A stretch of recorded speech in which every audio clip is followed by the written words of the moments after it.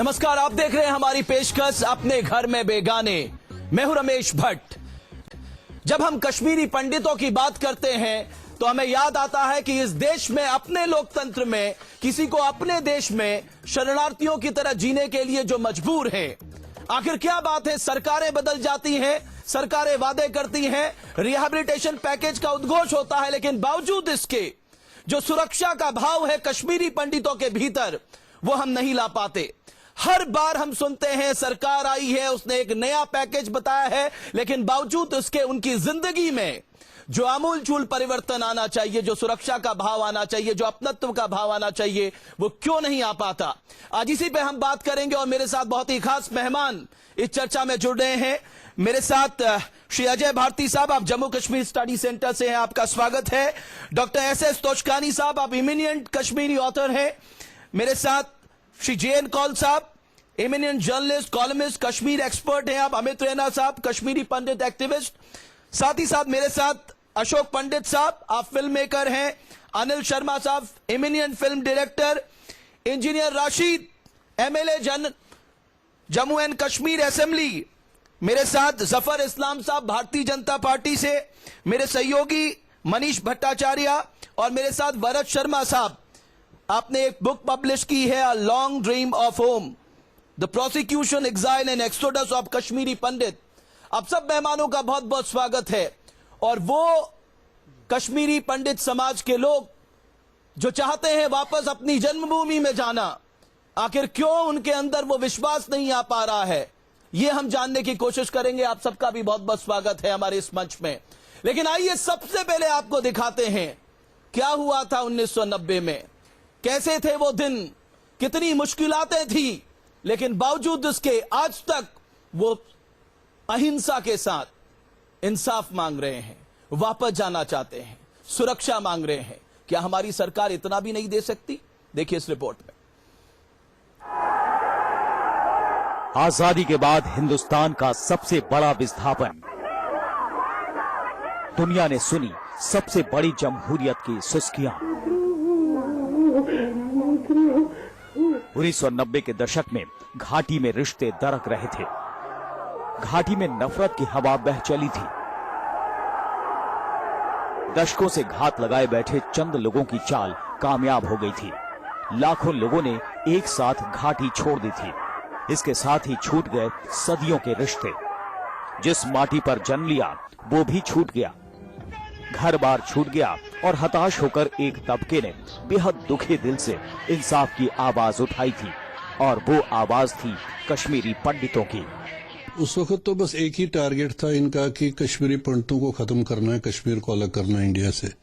और उस वक्त 19 जनवरी 1990 को जो एक सिचुएशन क्रिएट की गई थी जिसमें कश्मीरी फैमिलीज, जितने भी पंडित थे, उनको कश्मीर से पलायन करना ही पड़ा। और वो आज तक जीवित है, डिस्पाइट कि उनके बेस्ट कोशिशों के बाद कि उनको खत्म कर जाए, लेकिन कश्मीरी पंडित आज भी जीवित है। 26 साल अपने देश में शरणार्थी रह के भी जीवित है। 19 जनवरी 1990, इस रात से पहले कश्मीर घाटी में शायद ही कोई हिंदू परिवार रात भर सो पाया हो। हर मोहल्ले में नापाक तकरीरें पढ़ी जाने लगी। जिन लाउड स्पीकरों से कभी अमन की आवाज गूंजा करती थी, उनसे कश्मीरी पंडितों के खिलाफ जहर उगला जाने लगा। लाउड स्पीकर लगातार 3 दिन तक चिल्लाते रहे, यहाँ क्या चलेगा निजाम मुस्तफा, असी गच्ची पाकिस्तान, बताओ रोस्ते बताने उसान, जिसका मतलब था कि हमें यहाँ अपना पाकिस्तान बनाना है। कश्मीरी पंडित महिलाओं के साथ और कश्मीरी पंडित पुरुषों के बिना। ये आवाम की आवाज नहीं थी, ये आवाज थी आतंकियों की, पाकिस्तान के हुक्मरानों के आदेश पर चल रहे उन गुलामों की जिन्हें पाकिस्तान ने टारगेट दे रखा था, धरती पर मौजूद जन्नत में जहर घोल देने की। कई महीनों से डर के माहौल में जी रहे कश्मीरी पंडितों के सब्र का बांध आखिरकार 19 जनवरी को टूट गया और वो चल पड़े उस सफर पर जिसकी कोई मंजिल नहीं थी। 1986 में पहला सर्कमस्टांसेस बनाया, जो मुफ्ती मोहम्मद सईद ने एक मंदिरों को जलाया, एक मैसेज किया हिंदुस्तान के अंदर। 1989 के अंदर फिर एक मैसेज किया गया जब हमारे चुन चुन के आदमियों को मारा गया, टीकालाल टपलू, सल्ला भट्ट, नीलकंठ गंजू, प्रेमनाथ भट्ट, उन सबको निकाला, चुन चुन के मारा। सिलेक्टिव किलिंग्स हुई तो मैसेज थी कश्मीर आप यहां से चले जाओ। उसी सिलेक्टिव किलिंग कम्युनिटी को बाहर कर दिया, हिंदुस्तान की कम्युनिटी को बाहर कर दिया, हिंदुस्तान को बाहर कर दिया। ये एक साजिश थी, इस साजिश में हमें बाहर कर दिया गया। जब चुन चुन के मारा मैसेज गई, लोगों को पता लगा। पाकिस्तान की साजिश में मोहरा बने कश्मीर के चंद अलगाववादी नेता, शब्बीर अहमद से लेकर गिलानी तक। घाटी के चंद नेता पाकिस्तान सरकार की गोद में जा बैठे। आखिर आग में घी का इंतजाम हो गया और फिर आतंकी संगठन हर कोशिश में जुट गए, दहशत का माहौल बनाने में जुट गए। आतंकियों के एजेंडे में दीवार बनकर खड़े थे कश्मीरी पंडित। ये प्रोग्राम था कि कश्मीरी पंडितों को कैसे निकाला जाए, क्योंकि कश्मीरी पंडित ही एक सिंबल थी हिंदुस्तान की कश्मीर में। सरकारी आंकड़ों पर विश्वास करें तो कश्मीरी पंडितों के 62,000 परिवारों ने घाटी को अलविदा कहा, जिनमें से 41,000 परिवार जम्मू में जा बसे तो 19,000 परिवारों को दिल्ली ने जगह दी। वहीं 2,000 परिवार देश के अलग अलग कोनों में रह रहे हैं। साल 1990 में जो कुछ भी हुआ उसे कश्मीरी पंडित याद करके आज भी सिहर उठते हैं। उस कत्लेआम को जेनोसाइड यानी नरसंहार और एथनिक क्लींजिंग का नाम देते हैं। आरोप है कि सरकार जानबूझकर हाथ पर हाथ धरे बैठी रही। कुछ कश्मीरी पंडितों को पुनर्वास के नाम पर सरकारी नौकरी दी गई, कॉलोनी में रहने के लिए घर दिया गया, लेकिन पुनर्वास नहीं हुआ। विस्थापन का दर्द आज भी उतना ही गहरा है जितना गहरा था 26 साल पहले। Team news nation. तो ये कुछ हुआ था कश्मीरी पंडितों के साथ, लेकिन 26 साल बीत जाने के बाद भी क्या आज सरकारें ये कह सकती है उन्होंने उनके लिए पर्याप्त किया? सवाल इस बात का है कि उनको जो सुरक्षा का भाव चाहिए वो सरकार कैसे देगी? सरकार फिजिकल रिहैबिलिटेशन की बात कर रही है, साहब मेंटल रिहैबिलिटेशन कौन देगा? शुरुआत करते हैं चर्चा की। कौल साहब, मैं आपसे समझना चाहूंगा, आपको लगता है कि सरकारों ने ज्यादातर लिप सर्विस की, ग्राउंड रियलिटीज में जो करना चाहिए था वो नहीं किया? जम्मू कश्मीर में रिहैबिलिटेशन वैसा ही रिहैबिलिटेशन नहीं है जहां जैसा किसी और जगह किया जा सकता है। जी, मुख्य रूप से आपने कहा कि फिजिकल रिहैबिलिटेशन भी वहां संभव नहीं है आज के हालात में। मेंटल रिहैबिलिटेशन तो बाद की बात है। मेरे साथ ना मनीष, मेरे सहयोगी जयपुर से हैं, मैं मनीष से जानना चाहता हूं। मनीष, आपके साथ भी कई कश्मीरी पंडित हैं। 1990 में जो दर्दनाक वाकया हुआ था, शायद हम सिर्फ उसको केवल काला दिन कहकर अपनी लिप सर्विस कर रहे हैं। हमारे हिंदुस्तान में सरकारों के होते हुए, लोकतंत्र के होते हुए, कॉन्स्टिट्यूशन के होते हुए एक समुदाय के साथ नरसंहार होता है। इससे दुख की बात और क्या हो सकती है? देश के लिए काला धब्बा है। बावजूद इसके लोगों का क्या सोचना है कि वाकई गवर्नमेंट सीरियस है, जो प्रेजेंट गवर्नमेंट है वो सीरियस है, वो चाहती है कि साहब इनको रिहैबिलिटेट किया जाए?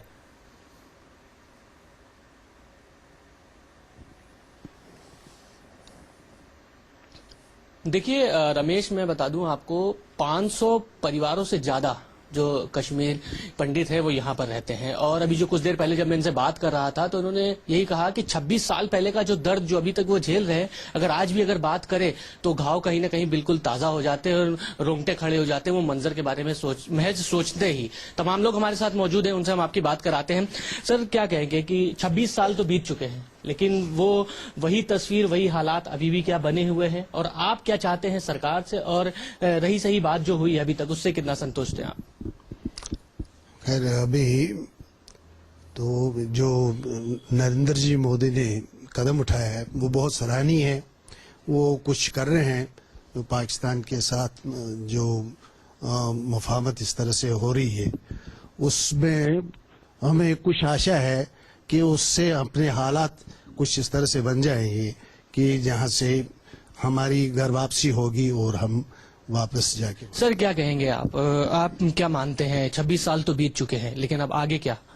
आगे क्या होगा? आगे कुछ होने की होप नहीं है, क्योंकि आप मुझे बताइए, सरकार ने बहुत सारे अनाउंस किए, स्कीम्स अनाउंस की, ये कर दें वो, लेकिन कभी कश्मीरी पंडित को इंडिविजुअली पूछा गया कि तुमको क्या मिला और तुमको क्या चाहिए?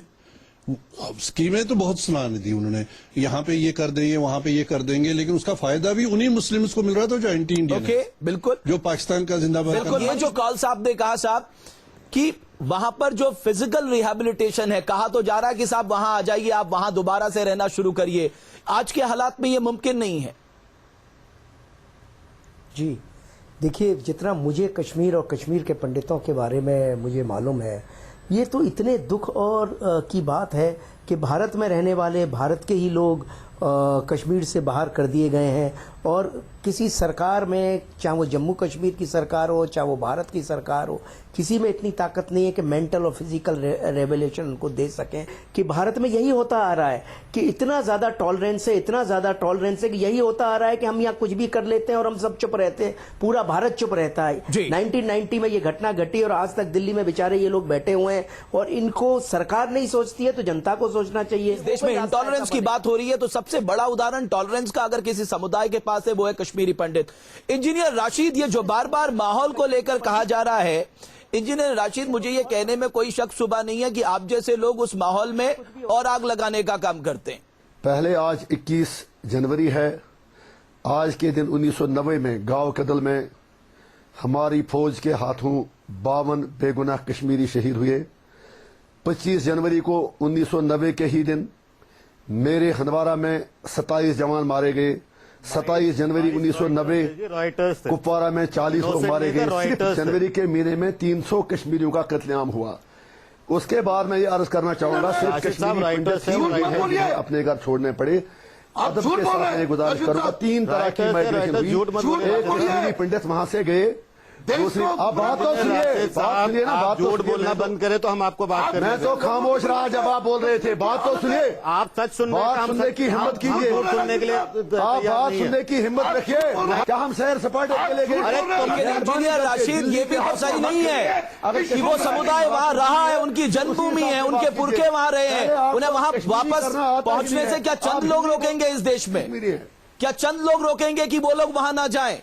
क्या चंद लोगों की चलेगी कि कश्मीरी पंडित कोई नहीं रोकेगा, जाना चाहेंगे आ जाएं। इंजीनियर राशिद नहीं चाहते हैं क्योंकि इनको दिल्ली में पैकेज मिलता है, नौकरियां मिलती हैं, पैसा मिलता है। इंजीनियर राशिद, आप इनके बच्चे करवा लें, अगर आना चाहे इनको रोकेगा कौन? इंजीनियर राशिद, 1 मिनट, अशोक पंडित साहब 1 मिनट सुनिए ना, 1 मिनट सुनिए ना। रैना साहब, आप अपनी बात कहिए। सिर्फ मैं कह रहा हूं व्यक्तिगत आक्षेप से ज्यादा हम आगे क्या कर सकते हैं साहब, बहुत हो गया। अभी सबसे बड़ा मुद्दा है कि आप लोगों को आपकी जन्मभूमि में वापस जाना है। आप समस्या जो है आज की डेट में यही है कि आज देखिए, एक रिकंसिलिएशन प्रोसेस का पहला स्टेप यही होता है कि सत्य माना जाए। मैं कहता हूं 90 में चलिए जो हुआ गलती थी, कम से कम आप मानिए तो सही, एक रिकंसिलिएशन का पहला स्टेप है। और आज कश्मीर के पॉलिटिशियन, इंजीनियर राशिद जैसे लोग वो सत्य मानने को तैयार नहीं। देखिए, अगर हम आपस में ही अगर इसको मुस्लिम वर्ग से कश्मीरी पंडित दिया जाएगा तो इसका सोल्यूशन कभी नहीं निकल पाएगा। आपको लगता है कि आगे बढ़ के कुछ सोचना होगा, बिकॉज जहां पॉलिटिक्स आएगी वहां जाके ये मामला फिर से ठहर जाएगा। निश्चित रूप से ये हिंदू वर्सेस मुस्लिम नहीं है। हमारी शिकायतें सरकार से है, सक्सेसिव गवर्नमेंट से। उन्होंने हमारे प्रति जो उनका दायित्व था उसका परित्याग किया। दूसरे इंजीनियर रशीद शेख जैसे, जो अपने को इंजीनियर रशीद बोलता है, सही नाम भी नहीं बोलता, इस जैसे जो लैंड ग्रैबर्स का सपोर्ट करने वाला व्यक्ति है, अपनी कॉन्स्टिट्यूंसी में लैंड ग्रैबर्स को सपोर्ट करने वाला व्यक्ति है। आपकी सरकार जब आई और आपने असेंबली इलेक्शन से पहले एक कहीं ना कहीं एक भाव जगाया, आपने कहा आप सीरियस है कश्मीरी पंडितों के रिहेबिलिटेशन के लिए, उन्हें वापस ले जाने के लिए। लेकिन साहब, फिर भी वो जो ट्रस्ट डेफिसिट है वो आज भी आप देख लीजिए, इन बातचीत से लग रहा होगा आपको। देखिए, मैं सुन रहा था अशोक पंडित जी की बातें, और भी 2 दीगर लोग थे, उन सबकी बातें सुन रहा हूं। लेकिन मैं 2-3 चीजें कहना चाहता हूं, जो बड़े संजीदगी से कहना चाहता हूं। अगर रिक्वेस्ट करता हूं, बाकी अगर ना बोले तो अच्छा है, इसलिए कि आवाज सब लोगों की गूंज रही है। सबसे पहली बात कि मैं भारतीय जनता पार्टी इस बात को बड़े अच्छे तस्लीम करती है, इस बात को कि 1990 का जो 19 तारीख जो थी वो कश्मीर के इतिहास में सबसे काला दिन है और उससे काला दिन नहीं होगा, और उसको कहीं न कहीं उजाले में लाने की पूरी कोशिश कर रही है। पहली बार ऐसा हुआ है कि कश्मीर में बीजेपी की सरकार, गठबंधन सरकार बनी है, और हमारा सबसे बड़ा एजेंडा है कि कश्मीर के जो पंडित हैं, जो कश्मीर का अपने अपने जन्मभूमि से दूर रहे हुए हैं, उनको कहीं ना कहीं वापस लाया जाए। भरत शर्मा साहब, ये जो भाव है कि साहब सरकारें अनाउंस तो कर देती है, बिल्कुल सही कहा साहब। कभी आपसे पूछा आपको मिला या नहीं मिला, आपको क्या चाहिए, ये ट्रस्ट डेफिसिट हम कैसे खत्म करें, हम आप लोगों से बात करना चाहते हैं, आप हमें सुझाव दीजिए। 26 साल हो गए इस इशू को, गवर्नमेंट्स बदल जाती हैं बट उनके स्टेटमेंट्स नहीं बदलते। अब पिछले 26 साल में हमने यही सुना है कि कश्मीर कश्मीरी पंडितों के बिना अधूरा है, बट बात जब ग्राउंड लेवल की बात आती है तो कुछ नहीं होता। पिछले 26 साल में एक भी इंक्वायरी नहीं हुई है जिन्होंने इस विस्थापन के जो जिम्मेवार हैं उनके खिलाफ कोई केस हो, कोई कन्विक्शन नहीं है। सवाल यह है कि जो हुआ उसको छोड़ के आगे का रास्ता कैसे तय किया जाए, आगे क्या ऐसा किया जाए ताकि एक विश्वास बहाली हो, ये लोग वहां पर जाके न सिर्फ रहें, इन्हें लगे कि हम यहां पर सिक्योर हैं, सेफ हैं। हम जल्द आ रहे हैं।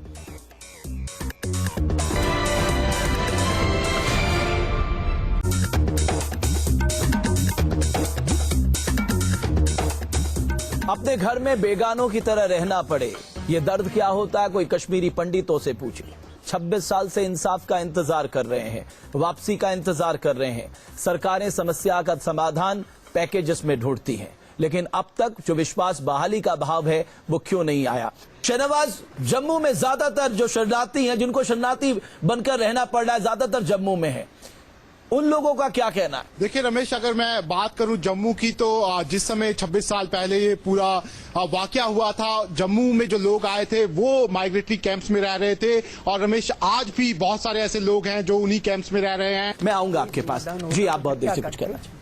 मेरा ये बोलना है कि जस्ट इनकी थीम को कंटिन्यू करते हुए भारतीय जनता पार्टी जो अपने आप को एक बहुत नेशनलिस्टिक थीम पे लेके आई थी, उनको ये रियलाइज नहीं हो रहा है इतनी देर से कि एक जो सिंबल था उनके सबसे इस पूरे जे&के स्टेट में, स्पेशली कश्मीर प्रोविंस में, एक जो पैट्रियोटिज्म का सिंबल था वो उखड़ के निकल के आ गया है। एक छोटा बच्चा भी यहाँ पर कुछ कहना चाहता है। हाँ बेटा, आप उखड़े उठ जाइए। हाँ बोलिए।